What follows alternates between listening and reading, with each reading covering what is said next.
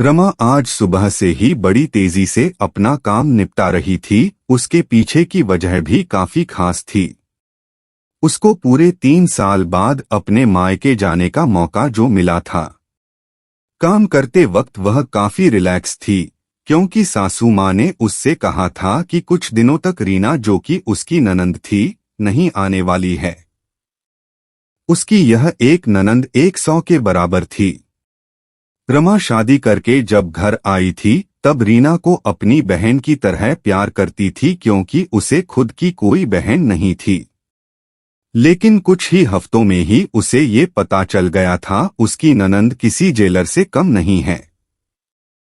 हालांकि रीना का ब्याह हो चुका था, लेकिन उसे अपने ससुराल वालों की किसी भी प्रकार की चिंता नहीं थी।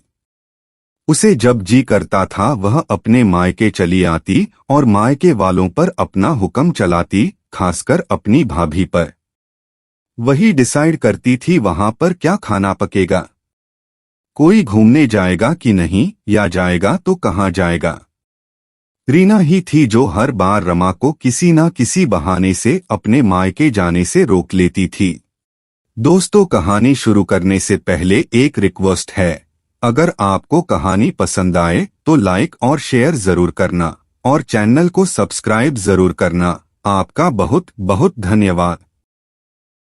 लेकिन आज का दिन कुछ अलग था, क्योंकि मां के कहने पर रमा के पति ने उसके मायके जाने का इंतजाम कर दिया था। ट्रेन की भी टिकट बुक हो चुकी थी। सारा काम खत्म करने के बाद रमा अपने पति के साथ अपना सामान लेकर घर के बाहर निकले ही थे कि सामने से रीना आती हुई दिखाई दी। रीना, जिसके मुंह पर बड़ी सी स्माइल और आंखों में चमक थी, वहीं दूसरी तरफ रमा की आंखों में उसको देखकर पानी आ गया था, जो बस आंसू के रूप में छलकना बाकी था। भैया, भाभी के पास आकर रीना ने कहा, क्यों भैया, कहाँ चले अपनी पत्नी के साथ सैर सपाटा करने के लिए? अपनी बहन को भूल गए क्या? नरेश ने कहा, कहीं सैर सपाटा करने नहीं, तुम्हारी भाभी को मायके छोड़ने जा रहा हूँ। अच्छा, मैं आई और भाभी जाएगी? क्या आपकी पत्नी को मेरा आना पसंद नहीं है? रीना ने भाई भाभी को टोंट मारते हुए कहा। मन में उदासी और आंखों में नमी लिए रमा पलटकर घर के अंदर जाने लगी, क्योंकि उसने मान लिया था कि इस बार भी रीना की वजह से उसके मायके जाना कैंसिल हो जाएगा। लेकिन तभी सामने से उसकी सास आई और बोली, तुम दोनों अभी तक रेलवे स्टेशन नहीं गए क्या? गाड़ी के पीछे दौड़ते हुए जाओगे? रीना बीच में टपकते हुए बोली, यह क्या कह रही हो माँ? मैं आई हूं और आप भाभी को मायके भेज रही हो। क्या अब आपको मैं इतनी खटकने लगी हूं? मां ने रीना को डांटते हुए कहा, तेरा क्या है बेटा, तेरे लिए ये मायका थोड़ी ही है। यह तो तेरे लिए एक प्रवास स्थल है, जहां तू जब जी चाहे, जब अपने ससुराल में बोरियत महसूस करें आ जाती है। लेकिन वह बेचारी तो ऐसा नहीं करती, बल्कि वह तो जब जाना चाहिए तब भी अपने मायके नहीं जाती, इसलिए उसका अभी मायके जाना बहुत जरूरी है। मैं तेरे या मेरे या किसी और की वजह से उसका इस बार मायके जाना बिल्कुल रद्द नहीं होने दूंगी। पहले यह बता, तू तो कुछ दिनों के लिए नहीं आने वाली थी ना, फिर कैसे आ गई? मैंने तो ऐसे ही कह दिया था। मैं देखना चाहती थी कि मेरे ना आने से भैया खुश होता है कि मुझे बुलाता है, रीना ने कहा। हाँ हाँ, क्यों नहीं, कोई बुलाए या ना बुलाए, पर्यटन स्थल पर तो हर कोई जा सकता है। अब की बार मेरी बहू को उसके पर्यटन स्थल पर, यानी कि उसके मायके जाने दे।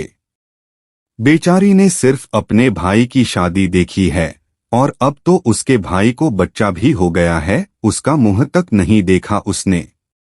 उसे भी अपने हिस्से का सुख भोगने दे, मां ने रीना को फटकारते हुए और रमा की साइड लेते हुए कहा।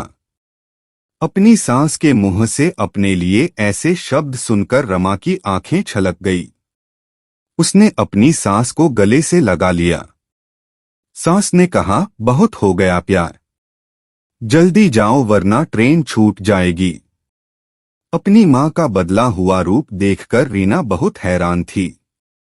उसे यकीन नहीं हो रहा था कि यह वही माँ है जो उसका हर कहा मानती थी और हमेशा उसका पक्ष लेती थी, चाहे बहू सही हो या गलत।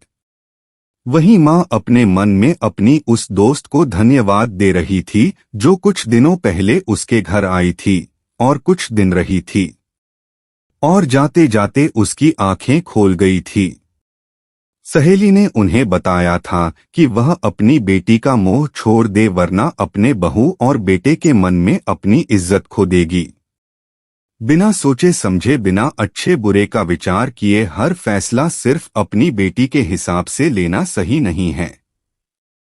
रेलवे स्टेशन पर ट्रेन के डिब्बे में बैठी रमा के चेहरे पर एक बहुत प्यारी मुस्कान थी, जिसे देखकर नरेश को महसूस हुआ कि यह वह प्यारी मुस्कान है जिसे उसने 3 सालों से देखी नहीं थी। सच ही तो है, मायका महिलाओं के लिए पर्यटन स्थल ही तो होता है जहां वह अपने ससुराल की सारी चिंताएं, टेंशन भूलकर कुछ दिन आराम से रह सकती है।